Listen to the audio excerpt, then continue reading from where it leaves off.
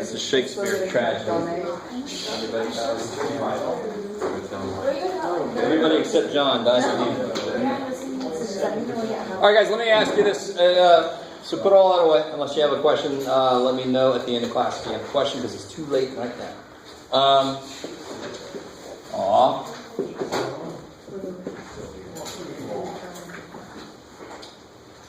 So let me ask you this question here. No. Yes. All right. So let me see if you can intuitively figure out the difference between these two things. There's something called local mins and maxes. Right? Local and max. And there's something called absolute min and max.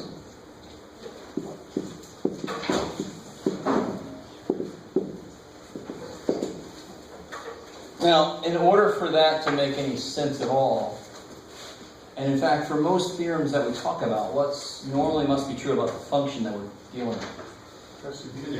Continuous. If you're in doubt, if I ask you what must be true about the function, just say that. If you have no idea, you have like a 98% chance of being right. Your function has to be continuous in order for a big part of what we're going to talk about today to work. Not everything, but most of it. If it was discontinuous, it could just go to infinity somewhere, and then it wouldn't have a ceiling, right? It would just go to infinity. The sky is the limit. It means it doesn't have a limit. So for this one, how many local mins and maxes are there? Yeah, it looks like there's. I agree on 2 maxes. That looks like a local, and that looks like a local max, right? And 1 local min. No, that's the absolute max. What's up? The last one's an absolute max. Yeah, this one's, so let's focus on locals. There's a local min right now. Any more? So you see what it means by local. Local means related to any points near it.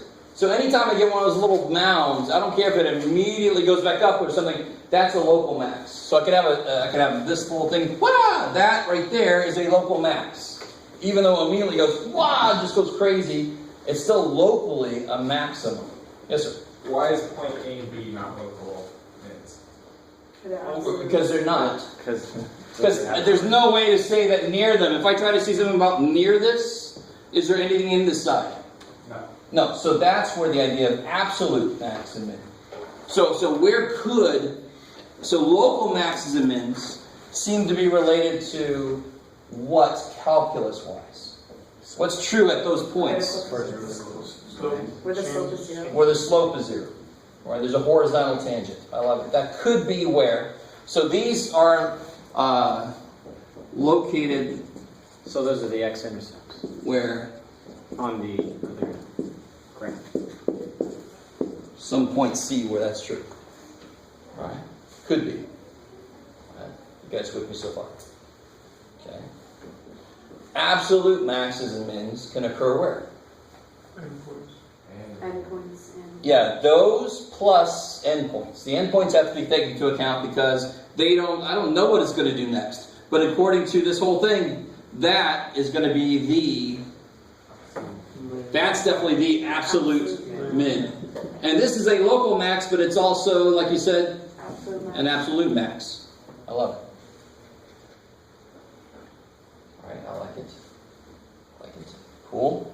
So absolute maxes and mins can occur here, plus check the endpoints.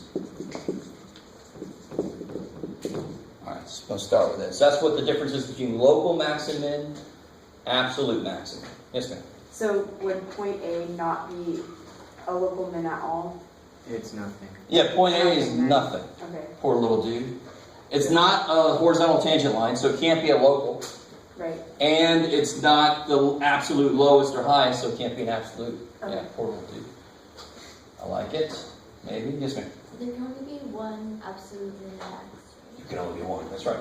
Tyler. Yes. So let's say point B, slope is 0, there's nothing to the right of B. The derivative at that point does not exist. So So this would be, it's got to be continuous on A, B, and it's got to be differentiable on A, B, open. Because the endpoints are strange. Because again, if I have I didn't put this up here, but what else could happen when I have a horizontal tangent? Does it have to be a local max or min? What could it do? It looks like I'm going to turn around and no, I didn't. So it's neither. It's just a place where it rested for a second. Okay, You're on a flexible. Right? Like on a roller coaster. Holy shit! Oh, we're straight. Holy shit! Tricked me. But this, of course, is instantaneously sloped 0 just for that millisecond of a millisecond of a millisecond. And then it keeps going down. So that's not a local max or min? No. So where this is true, it doesn't have to be one of these. But these will be located where that happens. It doesn't go both ways. We'll get a little more deep into that in a second. Yeah. What about for like trig functions where it goes to the same... Good, I like it. So there can only be one absolute max and min, like you said, but it could repeat a lot. So like a sine function, if you look at the entire domain of sine, how many local maxes and mins values does it have? Absolute. It's got one absolute value, max value, and one absolute minimum value. How many times do they occur? Infinite number of times. So it's a tie for first and last place, in a sense. Or maybe. Do you guys get the general idea? The main thing I want to get across right now is the difference between local max and min and absolute max. Yes, ma'am. Can there sometimes be cases where you only have an absolute maximum and no local mins? Totally. I mean, the easiest case is that. Okay. Yeah, there's nowhere does it have a horizontal tangent line. So if it does not have a horizontal tangent line anywhere, it's not going to have a local max or a local min. I like it. That's neat. All right. So you got to do that every time you ask a question? That was the light bulb. Oh, cool. Well, very noisy like. All right. So we're going to get a little deeper into some of the details. I just needed to start there. Now I'm going to take a step into logic to make sure we understand theorems. Because students, and in fact everybody in the world, has a problem with logic, which is why politicians get away with so much shit. They say something, and we don't stop and think, wait a minute, it doesn't work that way. We just go, sounds good. Sorry, no, we're married. All right, I'll stop. So here's what I'm talking about. Some logic. I don't know if you have ever had logic class. Yeah. Truth tables and stuff. Don't worry about it. We're not going to do that one. So just a quick little thing. If you hit me on the head with a hammer.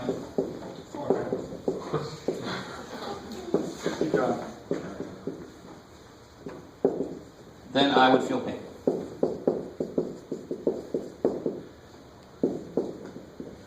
Right? Some level of pain, depending on how you hit me. Even if you hit me so light, I'd still feel the pain that you would even think to do that. So that's if A, then B. Does that mean that does it work the other way around? Does it have to work the other way around? And this is the biggest logical error that people make.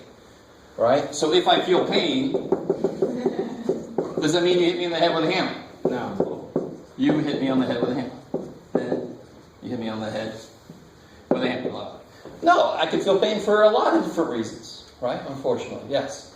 But you could have been. Totally, but it doesn't have to be that. I like that. But it can also help you go back to the other point. It can help in some cases. No. Why not? With theorems, you have to be careful. Theorems want to say, if this, then definitely this. With theorems, yeah. The other way is like, if this, sometimes that, and that's not useful at all. That's not really useful for math. I want to know if that happens. I want to know this definitely happens. If this somewhat happens, then that's chaos, that's probability. That's not where we are right now. We want some definite stuff. But that can help you get two different ideas. Yes, in a broader sense, yes. Yeah. All right. Possibly. All right, so the reason I did this, here's a theorem in the book. Let me see, we're going to start here. Ooh, I like this theorem. Gastalts or themes or I forgot his name. Don't be coming at me with the deep stuff now. So this is the extreme value theorem. You just got to love the name for that. Extreme value theorem.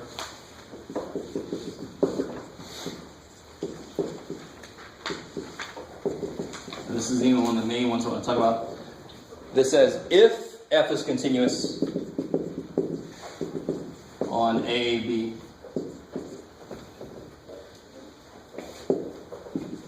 Then F attains an absolute max and an absolute min.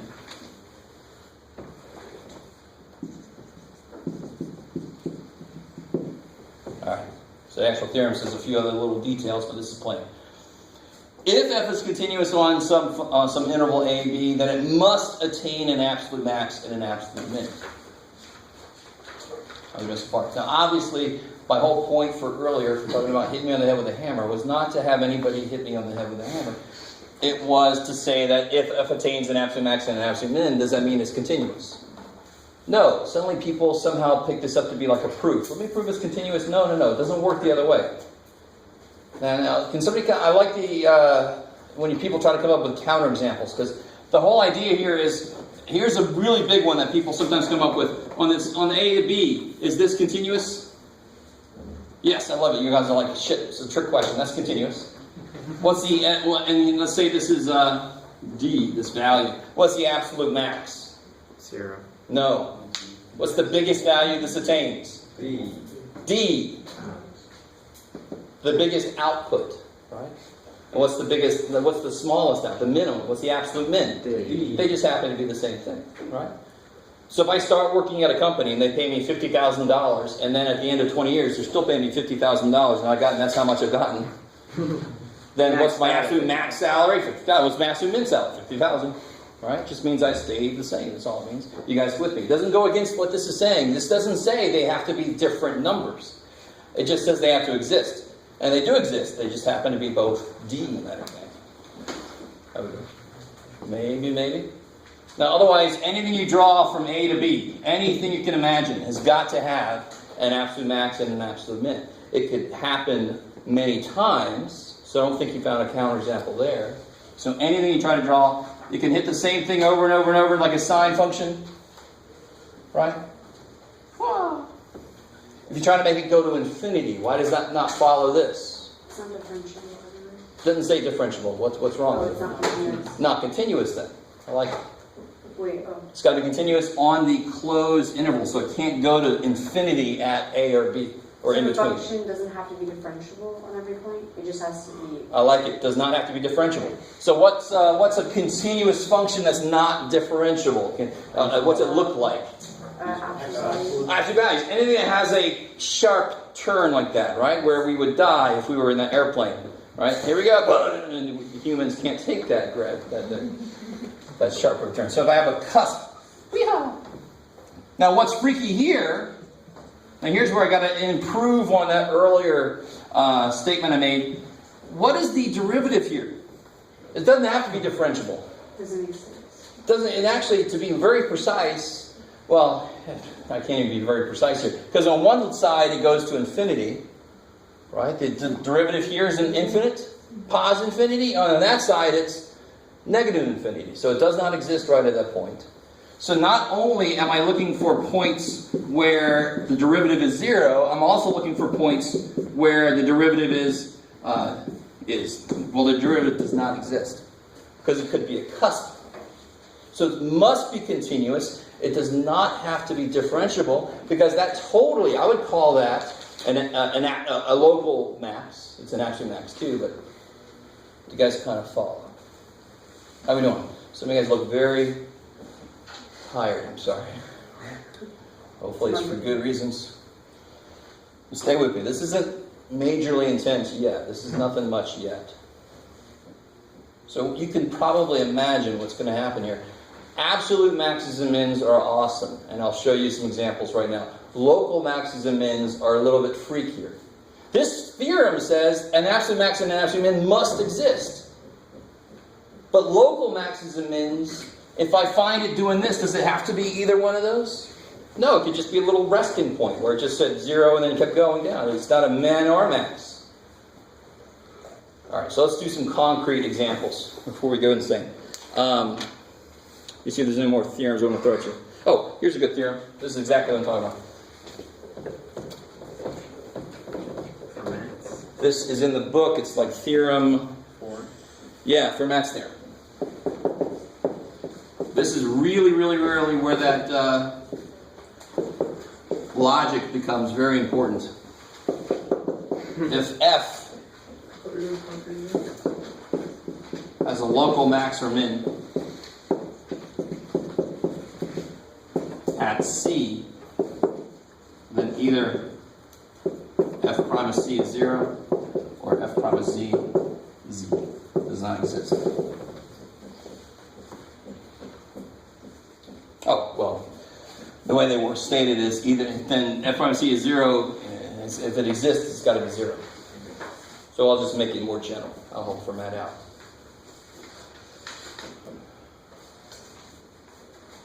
This is where people make the mistake. They think if they read it the other way. They say, if I found what somebody already called a critical point, we're going to call them critical points, where the derivative is 0 or it does not exist. Those are critical points because those are where interesting things might happen. Like my profit might become maximum. That's an interesting place, right? They think if they find one, then they found one of these. But that's reading it backwards. That's not logically true. Not necessarily true, but like Aaron pointed out, it could be. Maybe you happen to be lucky, but what that means is if I want to find a local max or a min, I have to have a way of figuring out, is it really somewhere where it turns so it's a max or a min? Or is it just somewhere where it just stopped for a second and it keeps going, so it's not really a max or a min? How are we doing so far? Yes, sir? Isn't typically the first thing you do is define your critical points to begin with and then work backwards from there? Do it again. They used to start off most problems by finding critical points and then work backwards from there. You find the critical points and then you test them. Yeah. Yes. So Totally. what he was saying for Fermat's theorem would be pretty applicable.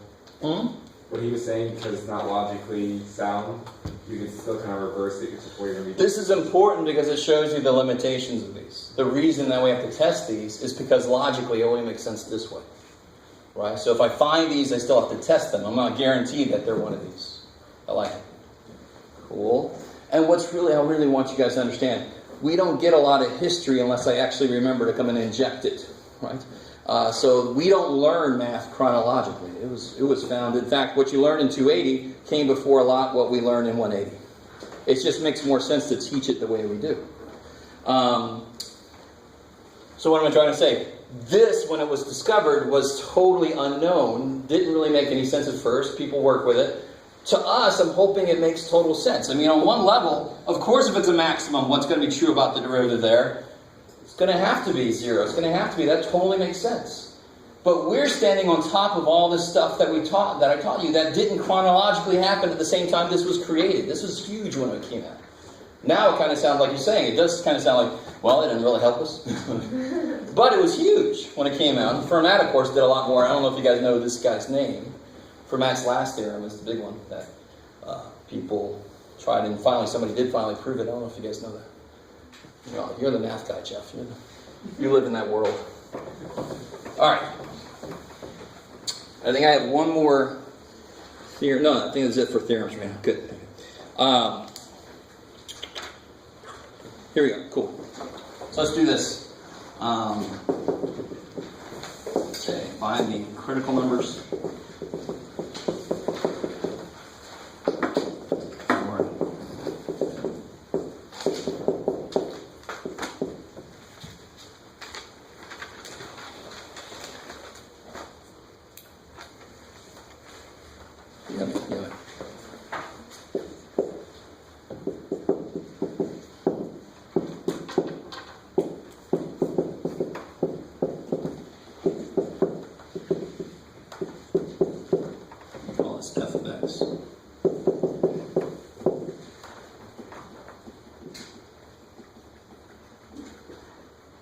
Oh, what you got, Jeff? Oh, Jeff.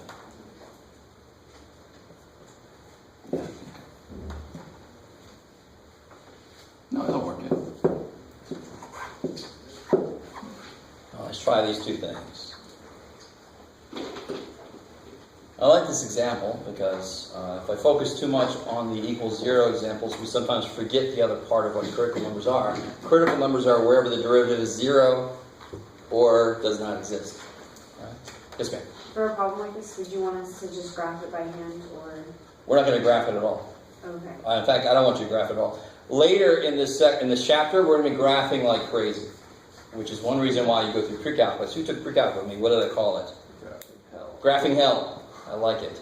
And I didn't do that just to raise your hopes. I did it to let you know what pre-calc is for. We're going to be graphing the hell out of things using calculus to help us even refine it better. So going through pre-calc, you should be relatively quick with multiplicities and stuff like that. We have to reteach you that. You should be able to have that. Now we're just going to refine our pictures using calculus to help us know what is it shaped like. Right now we're not there. Right now there's no graphing. Well, you can graph it if you want to, but I don't want you to. How do I take this guy's derivative to find the critical numbers? All right.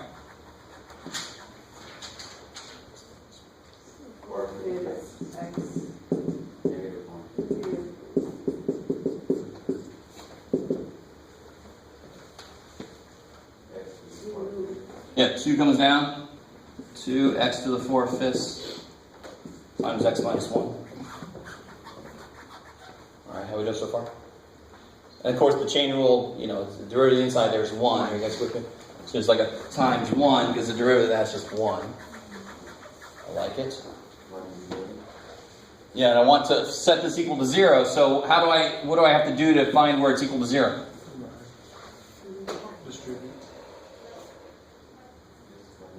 When you have something equal to 0, you want to do what with it? You want to factor it. I like it. So what comes out? Definitely what comes out. And what else comes out? X to the negative 1. Yeah, I like it. Because what do you always take out? And some people have trouble with this when you start getting fractional powers and negative powers. What do you always take out? Like if I had an x squared plus x to the 4th, what would you take out? X squared. The smaller common one, right? So what's the smaller exponent? This guy. So it would be 2x to the 3/5. Here's the beautiful thing about you could do some stuff with the fractions, but we're not going to worry about it. We can let the rest of the algebra take care of that. I can take out something, screw it. So what's left of this first guy? I took all of that guy out. I took one of these out, and the 4/5 is still there. So I got 4/5 x minus 1. What's left over here? 2x to the 3/5. No, I didn't take out x to the 1/5. I took out x to the negative 1/5. 5/5. Beautiful. So a whole x. Do you even need to continue doing this? I'm already like doing answers like that. Can I just see it's 0 and 1? Can you see all of it? No. And this was the problem on the quiz or whatever it was, where I asked you to do this. You have to factor it all the way. So a few people stopped too early, and you didn't get all the answers. I'm going to get one more answer than that in that big collection I'm making right now. Cool. I like it. So here I'm left with the 2. This becomes, now when you divide something out, you're subtracting the powers, aren't you? So 4/5 minus negative 1/5 becomes 5/5, so it's a whole x. I like it. So it took that guy out of the way, and it makes him complete. Aw. Can you guys see why that's always going to happen? Because when I take a derivative, this goes down by... So these two will always add back up, or subtract really, to 1. So it'll always work that way. It's kind of nice. Alright, so plus 2, that's gone, and I got x there. So cleaning this up. Here's my... you gotta be careful too. So you could take a 1/5 out of the grid. 4/5 x plus 2x. 2 times 5 is 10. Good. 14. Yeah. Over 5. Minus 4/5, I like it. So now I want to eat that. I want to equal that to 0. So where is it 0? At 1, 0. At 1.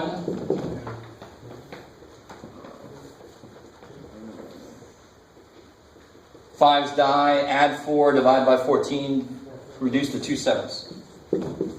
And where is it undefined? 0, it's undefined, right? It's 1 over 0, that would be undefined. All right, let me stop there, let you absorb. This is why I made a semi-huge deal about factoring, and I gave you a lot of problems with factoring, because factoring is so freaking important. Holy shit. Right? It goes in order of solving equations, graphing, and factoring is right there with those. Those are the big 3 that you teachers pray you come out of algebra with into pre-calc. And then we just go crazy with those 3 things in pre-calc. So what are those that I just found? Critical points. They are the locations of what? But now what did we learn today? They are where it might We have local max. Be a local max or a local min, right? So if it's undefined, would that be critical or inflection point? Or?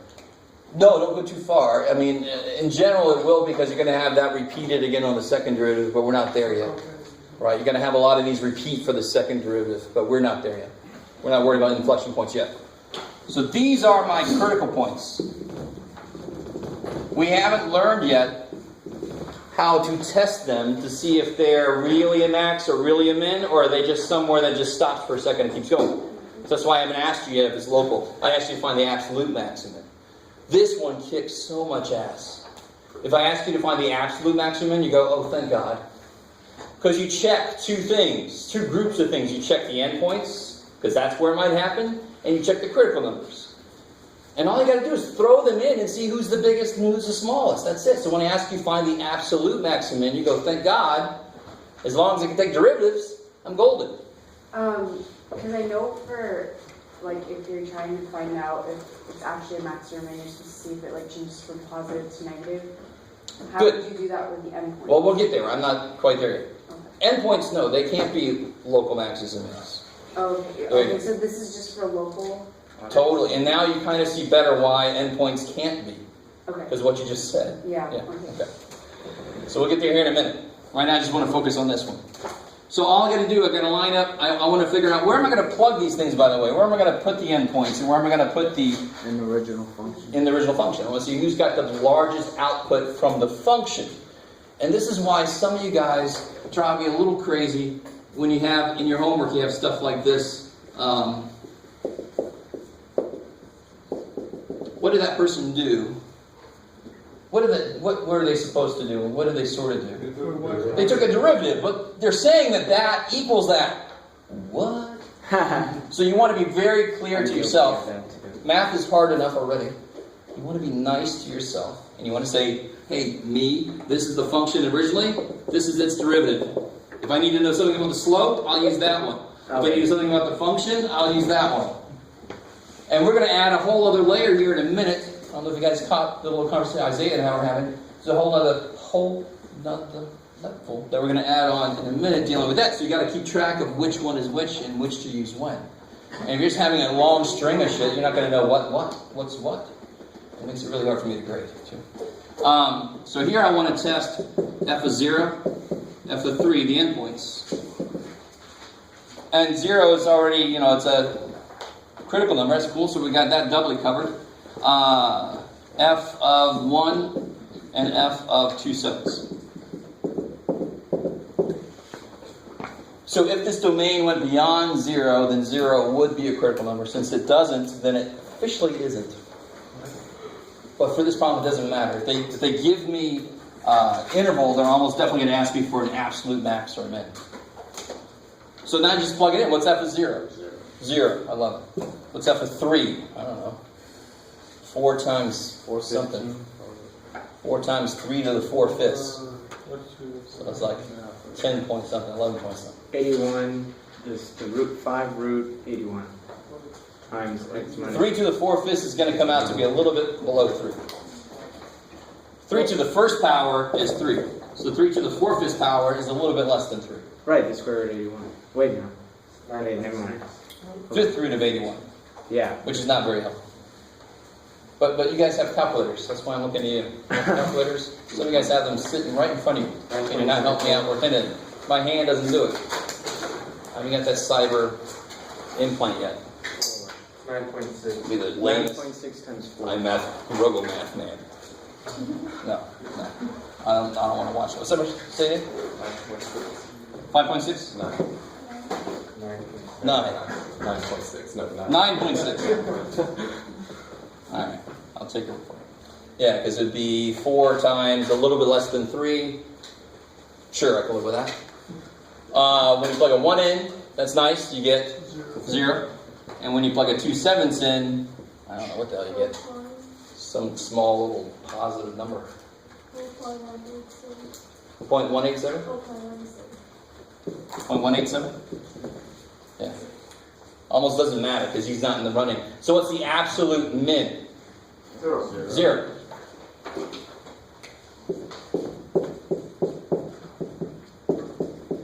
So it's a tie for them. And what's the absolute max? 9.6. 9.6.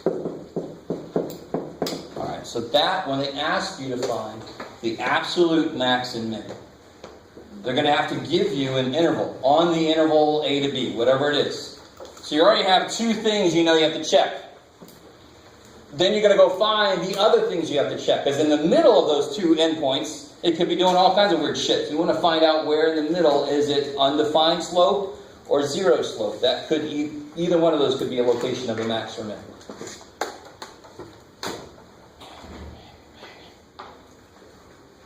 How do we feel there so far? So this is the first little foray into what the hell do we use these derivatives for? Yes? So does that technically give you your local min and max? You see that in your crease once you get to 3, so would that be? But see, I could have, let me give you an example. I could have, what's the maximum? What's the local max there? 0. 0. And what's the local min there? 0. Shit. Alright, so I still need a test. So I appreciate what you're saying, sort of. But I still need a test to tell, is it this or is it that? Or is it even one of these evil, nope. Right, where it just stays flat for a second and then it keeps going. So that's definitely a min, that's definitely a max. That is neither one. I need a test that'll tell me which of those three situations is it. Alright, we're going to do that next. But before I do that, let me give you one problem like this, and then we'll do that. And then, oh yeah, today is Monday. That's awesome. You guys should try and see. It's Tuesday today. So let me give you one more problem like this. Has everybody got what they want from there? More than you ever wanted? Take it. All right.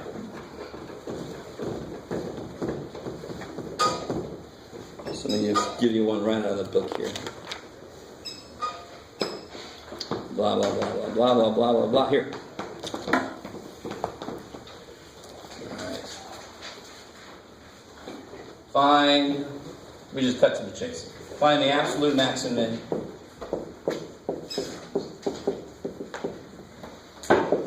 for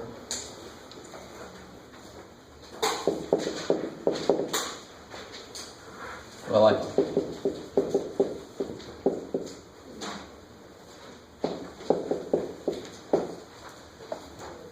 just in case you didn't think about this, if one of your critical numbers for this problem was 3, what would you do with that?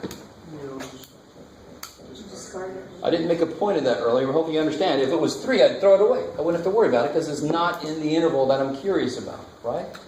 So don't just blindly do all your critical numbers. Make sure they're actually in the interval that I care about. I kind of forced that to happen on that first problem.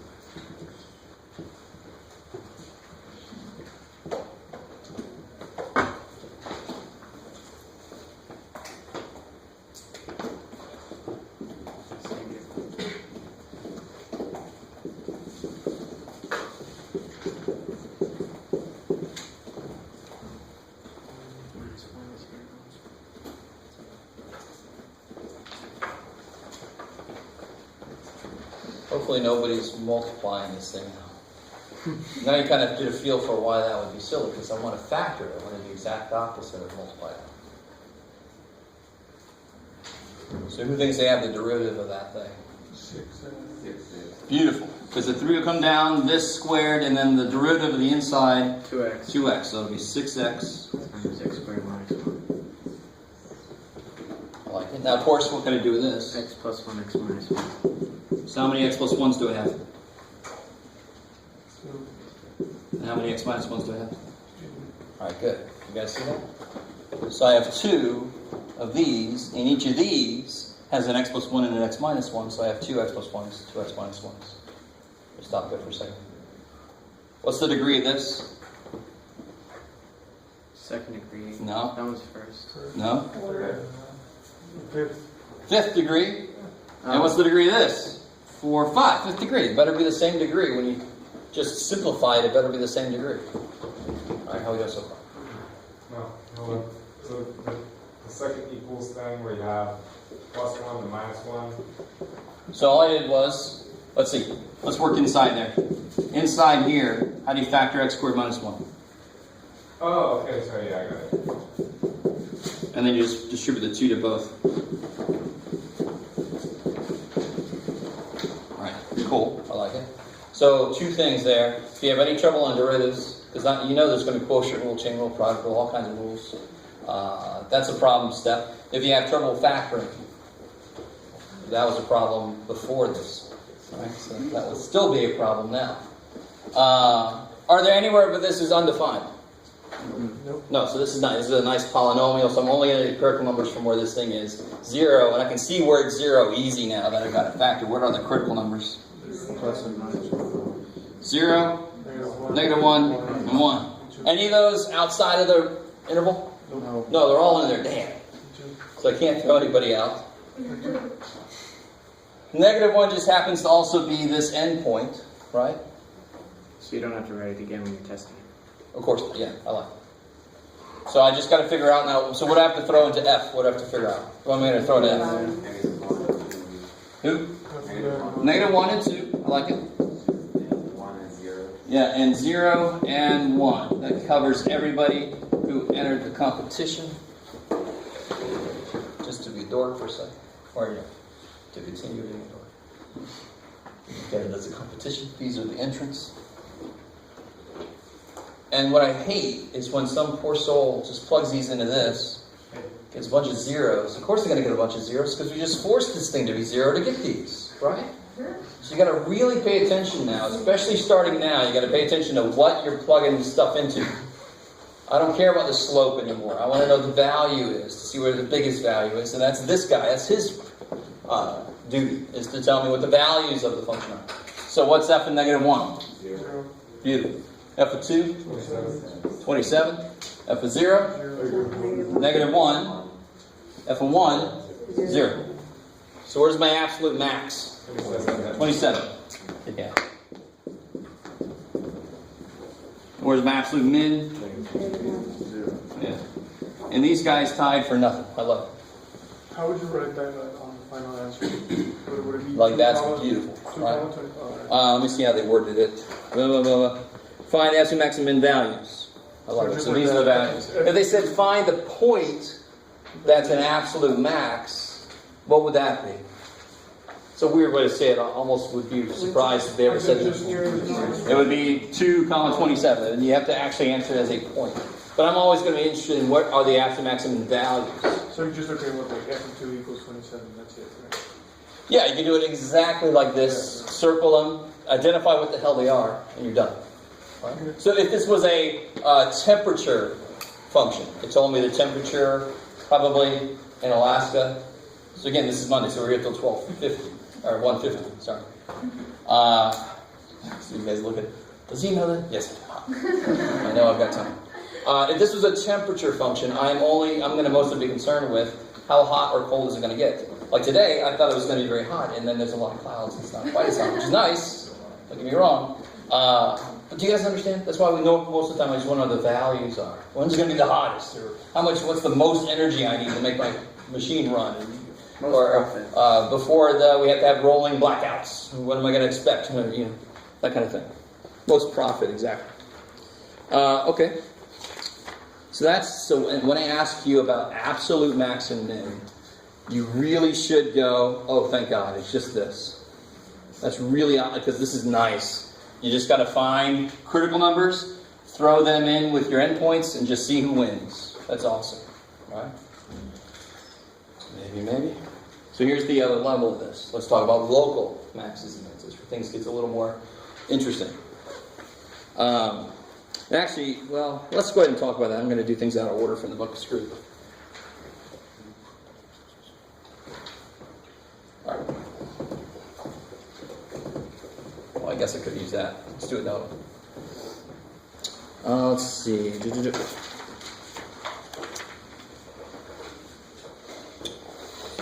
right, let's try this here.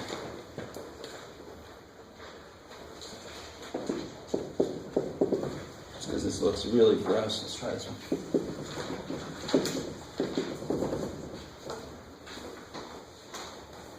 Alright, so I just want to know the local maxes and mins. So I don't have to give you an interval over which I'm talking about. So let's see. Let's do this together. So I want local. In fact, let me say the word that, so I don't have to keep saying maxes and mins. There's one word that encompasses that. The extrema, right? Local extrema. Extreme, plural. Exactly. Plural extreme. Not just one extreme. A few extremes. Extrema. Sorry. So the derivative of this is not too hard, but then you have to be a little careful how to go from there. How do I take this guy's derivative? 3/4 t. Negative 1/4 minus 1/2 t of negative 3/4. And just remember that shortcut. I don't know if you guys remember that shortcut because it gets a lot. When you give you funkier fractional powers, when you take a derivative, you do 1 minus 4. And that's the numerator over 4 again. Right? So 1 minus 4 is negative 3, negative 3 over 4. 3 minus 4 is negative 1, negative 1 over 4. I guess I showed you that once, but only once before, so I want to bring it back. Beautiful little shortcut. Because you really don't want to make a mistake there. It's going to throw the whole damn problem off. Wait, you subtract the top from the bottom. Yeah, so 3 minus 4. You subtract the bottom from the top. 3 minus 4 is negative 1 over 4. 1 minus 4, negative 3 over 4. And when we do antiderivatives, guess what craziness we're going to do? We're going to add them together. Whoa. Do the opposite. All right, sorry. What do I want to do with this now? Take a t because it's a negative 3/4 power. Yeah, I take the smaller t out. Let's go ahead and take out, let me see if you guys can handle this. Let's try to take out a 1/4 t to the negative 3/4. Again, because you take out the smaller power, as always. We always do. So why would it change here? Just because they're negatives. Negative numbers are numbers. So this is 3t to the... Good. So a 3t. Yes, sir. If you took out t to the negative 1/4, would it just be easier to be working with fractions anymore? No, that would leave us a That fraction. would be 2. That would totally leave. If you took out t to the negative 1/4, negative 3/4 minus negative 1/4 is negative 2/4. It would still be a negative 1/2 power there. If you take the smallest power out, you're guaranteed to be left with at least positive exponents. And when you're doing derivatives, you're guaranteed to be left with no fractional powers if you do that. Right? Because the derivative is based off of 1, subtracting 1. Are you guys cool with me so far here? Yeah. 1/4 out of 3/4 leaves you with 3. If I take negative 3/4 away from negative 1/4, negative 1/4 minus negative 3/4. What did I just do? Wait a minute. Am I looking at that right?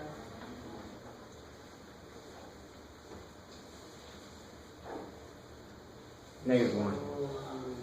You divide it to... Wait, no, you add, so it's going to be 2/4. Yeah, this is a smaller power. What's going on here? Let me see. Oh, that's right, because they're two separate things. They didn't come from one single thing. Yeah. All right, I'm being silly. Well, we can still work with this. Yeah, there's not going to be any way to make it complete each other. The earlier one came from one single term that we had a product rule on. That's always going to work nice. This one was two separate terms, so I'm not guaranteed for that to fill each other in. But I still take out the smaller power. So I'm going to be left with this, but who cares? I can work with that, right? Negative 1/4 minus negative 3/4 is 2/4 1/2. Minus 2, good. Negative 3/4 minus negative 3/4 is 0. So t to the 0 is 1. I like it. So I get one critical number is where it does not exist. T equals 0. And where is it equal to 0? How do I solve this? Put 2 on the other side. Yeah, add 2, divide by 3, and then squared. What's the opposite of 1/2 power? Is the second power, right? How you guys doing? This is all algebra. After we did this, it's all algebra. So t equals square that, 4/9. So those are my two critical values. That's where it might be an absolute max or an absolute min. Or a local max or local min, sorry. So here's how you do this. This should feel a little familiar, and I think you've done this before. You knew it was going to happen. Make a little number line. So what I'm curious about, if it's a max, if it's a maximum, what's happening before this? What's the slope before that? And the slope after that? Negative. And of course, vice versa for if it's a min. So, and we've done this kind of thing in pre-calculus. I know with my students I have, and everybody should have, really. If you plot on here 0, that's where the slope is undefined. And if you plot on here 4/9, that's where it's 0. We'll zeta. And you investigate around those to see what the slope is on each side. You can see if it's going to be a max or a min, or if it was negative on one side and negative on the other, that would be nothing. It would have been going down and then rest and then keep going down. It's not a max or a min. It's just in the middle. How we doing? Does that make visual sense? Yes. I like the way some of you guys are looking at me. I like better the way a lot of your heads nodded. You're at least making me feel good.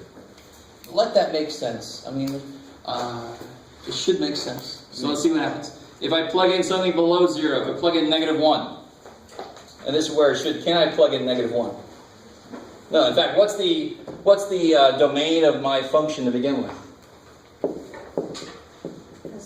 What's the lowest number I can plug in? 0. I love it. So 0 actually is sort of like an implied endpoint because I can't take a 4th root of a negative number. I want to stay real for right now. And of course it goes up to infinity after that. So that's why, that's not why, but that's, the derivative freaked out here also. Right? So I don't know if you guys realize for like a square root, do you know what this derivative is right at 0? Infinity. Negative infinity, right? Or yeah, I mean positive infinity, go this way. I was thinking about backwards. So positive infinity, right at 0 is positive infinity. So that's what's kind of happening here. What's happening in here? If I plug in, give me a number between 0 and 4/9. 2/9. Maybe 3/9. Sure. So if I plug in a 1/3, somebody help me out. Plug a 1/3 in there. What's 1/3 to the 3/4? You guys have the calculators. And then I'll do this one.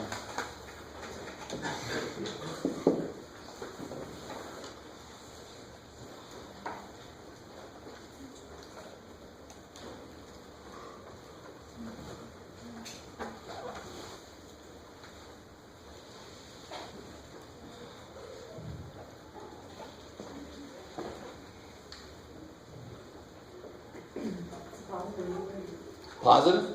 Alright, that's all I care about, right? Is that what you guys are getting? Positive output? How are you doing? You got negative? I got a negative. Oh, we got dissension in the ranks. I don't know. Maybe I did. Oh. Is it negative 1.08? Yeah, so 1/3 to the 3 divided by 4. You gotta put it in the calculator like this, right? Minus 2 times 1/3 to the 1 divided by 4. Alright, so you got negative. So tell me, this guy's out of the running. Why is that guy out of the running for local max or min? It's an endpoint, right? It's like the endpoint of the domain. I know that I wasn't given an interval, but the function itself has an interval in which it's defined. I like it. I like it. How about this guy? Is he a max or a min? Neither, because it's going down. So I can see sort of what the function looks like a little bit. It's at least headed down here, and then it's flat there for a second, and then it's headed down again.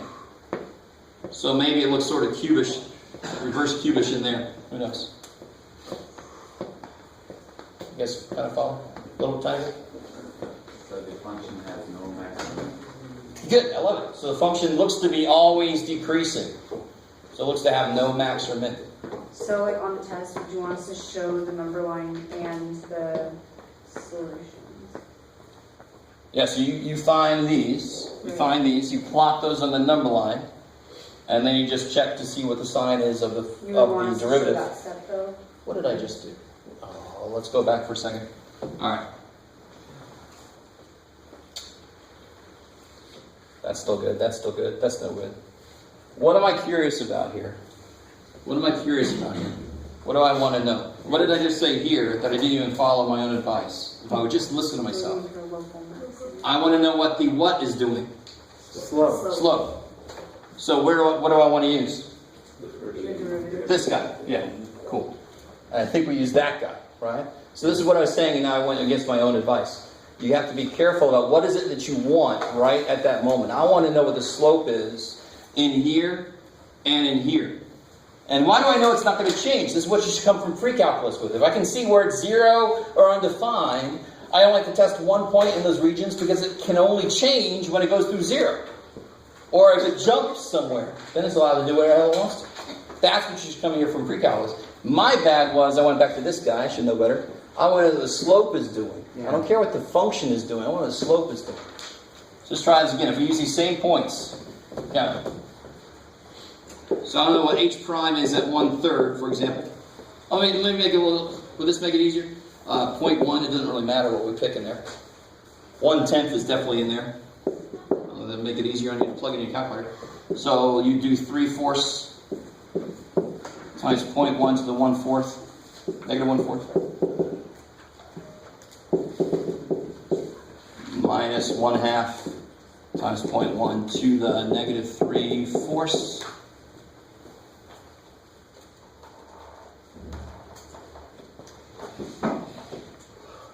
I did 1/3 and I got negative 0.15. All right, you got a negative?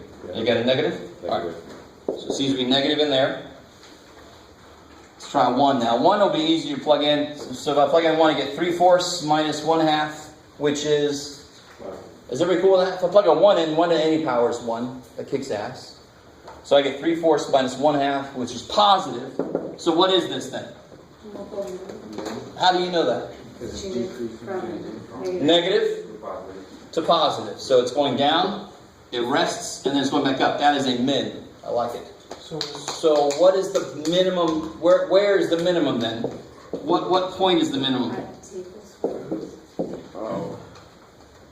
Where's 4 nights? 4 nights. Now I want to plug it into there. Wait, and So that this is was, good. that was 1.0. Now watch, you ready? That was negative 1. So you're supposed to plug in 4 nights to the original